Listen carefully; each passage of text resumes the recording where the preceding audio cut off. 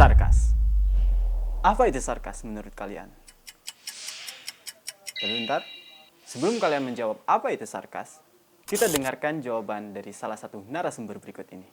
Jadi sarkas itu saudara ex remaja tengah kabaret festival. Nah, jadi kata sarkas di video ini bukanlah sesuatu yang biasa kalian temukan atau kalian dengar di internet pada umumnya. Sarkas di sini adalah singkatan dari Saudara Project Festival Kabaret. Nah, Festival Kabaret ini diadakan di Kota Sukabumi, lebih tepatnya di Gedung Juang pada tanggal 2 November 2024 sebagai peringatan Hari Sumpah Pemuda. Kebenaran gua sama tim gua berkesempatan untuk menjadi tim dokumentasi acara Festival Kabaret tersebut. Acaranya mulai jam 10. Kita udah mulai dokumentasi tapi foto aja karena ada beberapa sambutan dari ketua acara, terus juga ada sambutan dari orang pemerintah mungkin ya. Setelah itu kita nunggu lagi karena harus ada persiapan sebelum tampil grup satunya. Sebelum grup satu mulai, kita makan mie dulu. Nah, kalian silahkan nikmati sinematik B-roll mie ayam dari sini.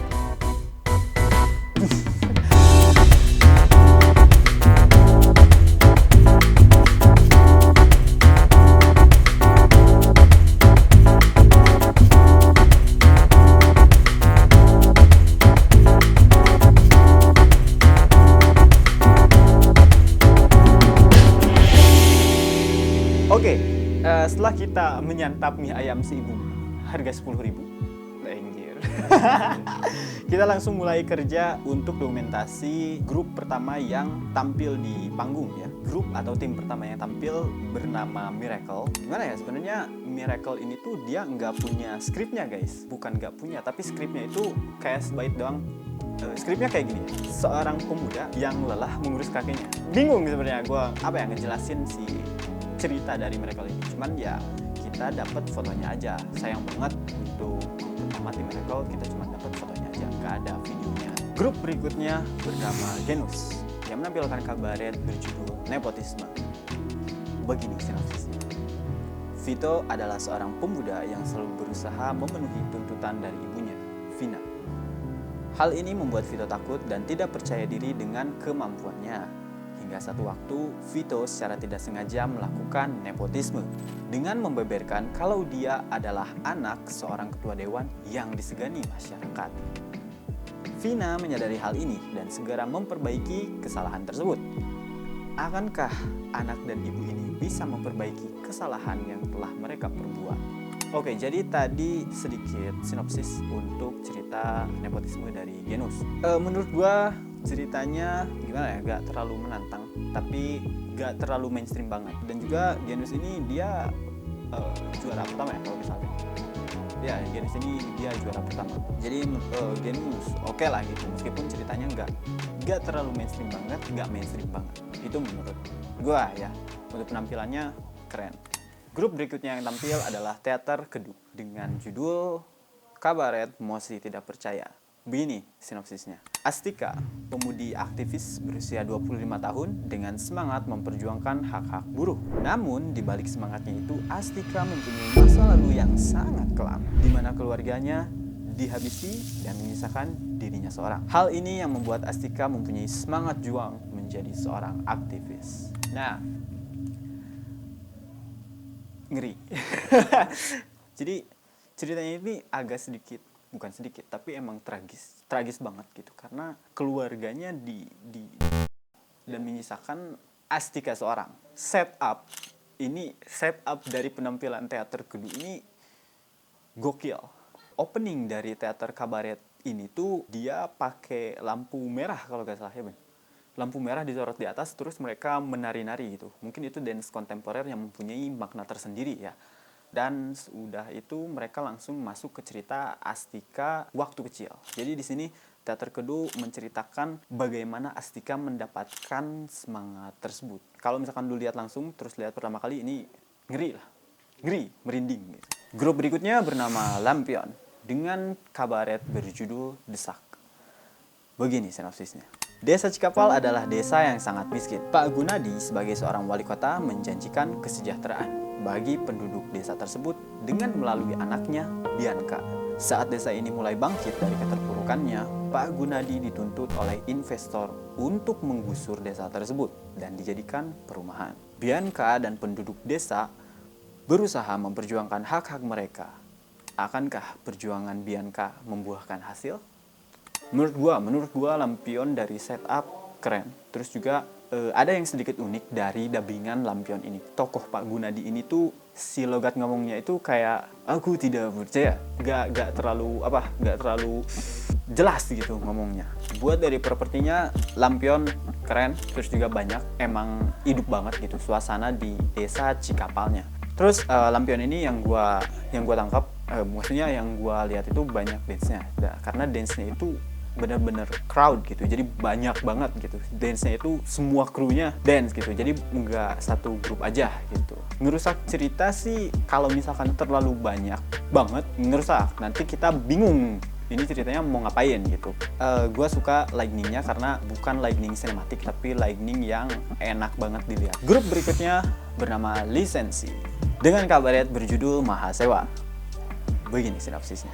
Harapan akan perubahan dan semangat kebersamaan yang selama ini menyala kini redup ditelan kegelapan, intrik, dan pengkhianatan. Mahasiswa yang marah berhadapan dengan kelompok pendukung BEM dan KPUM yang berusaha mempertahankan kekuasaannya. Kampus yang seharusnya menjadi tempat menimba ilmu berubah menjadi medan perang. Peristiwa ini menjadi titik balik bagi kehidupan kampus. Kepercayaan yang telah dibangun selama bertahun-tahun hancur dalam sekejap. Agak bingung yang Lisensi ini karena ada cerita pengkhianatan gitu. Ketua BEM yang dulu itu dia disuap biar menang kalau nggak salah. Terus terjadilah pengkhianatan tersebut. Ada hal uniknya, lucu mungkin ya, salah satu momen lucu menurut gua karena yang awalnya di tengah stage gitu kan, perhatian kita kan di tengah stage, si Lightning pindah ke stage yang lain. Dan stage ini tuh stage siluet, menampilkan ganti baju. Jadi waduh, gue di sini mikirnya waduh.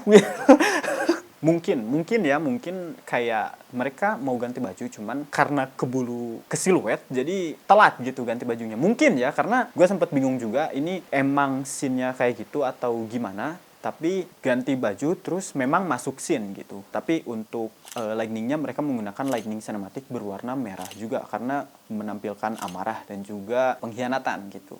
Ini gue bukannya setahu, cuman ini dari penilaian sendiri. Sorry to say kalau misalkan kalian lihat ini ataupun merasa ofensif, anggap saja kalau misalkan kalian ini anggap saja angin berlalu lah gitu. Itu untuk penampilan Lisensi. Tapi ada yang cantik di Lisensi. Next, grup berikutnya adalah Orion. Menampilkan kabaret berjudul tidak ada judulnya. Tapi begini ya sinopsisnya. Seorang guru honorer muda bernama Laskar yang mencoba untuk membantu dan menyampaikan pesan kepada semua pemuda dan pemudi dalam acara kabaret kelas di sebuah sekolah. Ditemani oleh wali kelas mereka yaitu Bu Yun Yun. Gimana ya, sebenarnya gue nggak ada dalam stage. Seingat gue ini bagian BBN yang moto, cuman gue datang pas bagian adegan terakhirnya gitu. Pas adegan kalau nggak salah ada bagian meluk sama kuburan gitu. Apa sih Ben? Ada yang meninggal? Oh, ada orang penting yang meninggal kata BBN. Gue masuk pas bagian itunya, jadi nggak tahu gimana experience gue melihat grup ini tampil. Yang gue bingung juga dari sinopsis ini tuh kayak mungkin ya Orion ini mau mencoba untuk nge-break dimensi keempat. Di bagian terakhir penampilannya itu ada seorang aktor utama dan juga seorang ibu-ibu. Mungkin ini Bu Yun Yun ya, dan si Laskarnya mereka sedang bercerita. Ini setelah kejadian orang yang meninggal tadi. Nah jadi mungkin ceritanya gimana ya, menceritakan kabaret yang diceritakan. Gitu mungkin ya, karena gue datang terakhir pas bagian akhirnya, jadi gue gak mau ngomong banyak juga tentang ini, takutnya ada yang salah tanggap gitu, jadi langsung next aja ya. Oke, grup berikutnya yang tampil adalah bernama Pasta dengan kabaret berjudul Paradigma. Begini sinopsisnya. Belinda, seorang karyawan muda di sebuah perusahaan, sudah merasa tidak nyaman dengan lingkungan tempat dia bekerja karena dirasa sudah toksik. Dia mengungkapkan berbagai emosinya dan berdebat dalam pikirannya. Kabaret ini ceritanya gak terlalu berat, jadi memang menceritakan tentang lingkungan yang toksik bener, yang apa ya lingkungan yang benar-benar toksik udah gitu di tempat kerjanya. Tokoh utamanya tuh kayak narsistik gitu, jadi dia kayak percaya diri banget. Di sini dia mengeluhkan tempat kerja yang toksik, padahal sebenarnya yang toksik ini tuh datang dari dirinya sendiri juga gitu. Jadi dia nggak melihat, dia nggak bercermin kalau misalkan wah gue juga toksik nih gitu loh ceritanya. Jadi dia hanya menyalahkan orang lain tanpa berkaca pada diri sendiri aja. Playing victim. Jadi gitu ceritanya. Untuk lightningnya nggak terlalu berat juga, emang lightning yang casual. Grup berikutnya yang tampil bernama Sehati dengan judul Kabaret Hopeless. Ya ini SMP. Ini keren guys. Ini sinopsisnya dulu coy, lupa gue. Begini sinopsisnya. Laras yang memiliki dua pemikiran yang berbeda dari orang tuanya. Menurut ibunya, ilmu dan prestasi itu lebih penting daripada akhlak. Namun, di sisi lain, ayahnya menekankan akhlak dan etika daripada ilmu dan prestasi. Ini keren, grup ini keren karena mereka grup SMP. Bayangin coy, SMP tanding sama SMK sama Unip. Gila, mereka berani gitu. Waduh kita SMP, wah gas lah gitu. Laras itu dia kayak kepribadian ganda yang ditimbulkan atau penyebabnya itu dari orang tuanya sendiri karena ibunya menekankan prestasi tapi menurunkan akhlak, dan ayahnya kebalikan dari ibunya, jadi mementingkan akhlak dan etika daripada prestasi.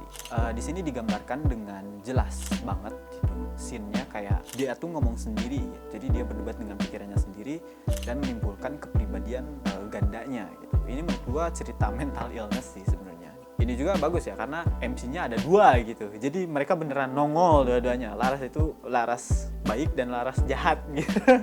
Jadi beneran nongol gitu si Laras ini. Menurut gue SMP oke lah, cuman kayak cerita Wattpad.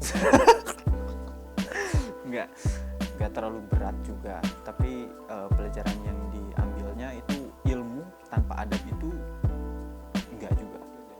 nggak jalan juga. Tapi adab tanpa ilmu juga sembrono kan akhirnya. Pokoknya harus seimbang. Tapi menurut gue ini keren. Kalian keren. Sehati keren. Kita next. Grup terakhir yang tampil bernama The Anchor. Ini grup jauh coy. Ini grup dari Pelabuhan Ratu coy. Mereka datang ke kota. Keren. The Anchor. Nah, dengan judul kabaret bernama KKN di Kampung Kenari. Ini pertama kali gue lihat posternya ini. Wah ini pasti kabaret konyol, menurut gue bilang ke Beben ini pasti kabaret komedi gitu. Tapi begini sinopsisnya. Kenari adalah kampung pinggiran kota yang kumuh dengan warganya yang kurang mampu secara finansial dan latar belakang yang tidak merata. Tino dan teman-teman KKN datang untuk melaksanakan pengabdian mereka kepada masyarakat sebagai mahasiswa untuk memperbaiki roda sosial kampung Kenari ini. Tak hanya itu saja, kampung ini dipermainkan oleh organisasi yang disebut dengan koperasi. Keren gak sinopsisnya? Gue yang buat soalnya. Oke, jadi mungkin kayak gitu ya sedikit sinopsisnya. Di Anchor ini ada yang menarik perhatian gue karena si villain, aktor jahatnya itu beneran aura villainnya kerasa gitu. Jadi karena genre-nya komedi, villainnya juga komedi. Kalau misalkan best villain kayaknya ini, gue stick pada The Anchor. Sorry to say buat yang lain, tapi ini keren banget. Villainnya emang catchy itu dilihat, genre komedi dan villainnya juga komedi gitu. Di sini mereka ngambil apa sih yang trending di TikTok itu, yang apa sih, joget ya, pokoknya ngambil trending TikTok, live TikTok gitu lah yang joget. Apa sih, terima kasih lupa gue anjir ya, pokoknya itu.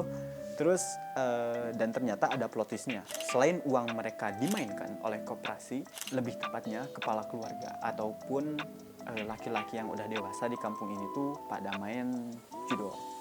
Itu plot twist-nya. Jadi bukan hanya koperasi yang menghancurkan ya, yang menghancurkan desa itu sendiri, tapi sama tingkah laku mereka juga itu ngancurin gitu.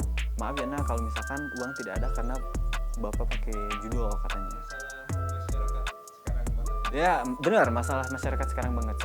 Jujur gua nggak expect bakal ada hal itu gitu, hal judul itu. Gua kira bakal dari koperasi doang yang main, tapi ternyata ada penyebab sendiri dari si masyarakatnya itu sendiri lah gitu. Oke sih gitu, ini oke sih, keren sih. Jadi mereka miskin bukan hanya dimainkan orang lain, tapi dimainkan oleh pikirannya sendiri juga. Anjay. Tapi akhirnya ya resolve-nya udah biasa, happy ending. Mereka berhasil mengusir koperasi dan juga Tino dan teman-teman ini berhasil menaikkan pendidikan dan juga ekonomi sosial mereka berjalan kembali lah. Pokoknya gitu. Happy ending sih menurut gua. Itu penampilan dari The Anchor. Menurut gua event ini oke sih. Oke, dalam artian gue menikmati acaranya juga. Gue juga mikir gitu, sudah foto kayak ini ceritanya kayak gini deh. Ini ceritanya kayak gini deh. Sarkas. Oke. Menurut gue ini event keren. Yang mendekati mungkin karena KKN dan mahasiswa itu hal yang mudah karena mereka pemuda. Benar kan? Mungkin ya karena pemuda, KKN udah gitu. KKN yang memberikan dampak udah gitu. Ada perbedaan dengan lampion. Mereka hanya mengubah keresahan masyarakat tersebut yang dimana mereka takut digusur dan juga memberikan fasilitas saja tanpa ditambah ke depannya itu mereka mau kayak gimana gitu. Makanya gue simpen The Anchor masuk lah gitu. Sebenarnya masuk dengan temanya ya. Favorit visual. Favorit visual. Lisensi karena ada ceweknya. Cewek cantik maksudnya. Visual menurut gua lisensi karena ada cewek cantik. Lightning operatornya emang bekerja bagus, keren. Oke, dari pengalaman gua mendokumentasikan suatu acara festival kabaret dan gak ada lagi yang harus diomongin, jadi kita berjumpa di video berikutnya.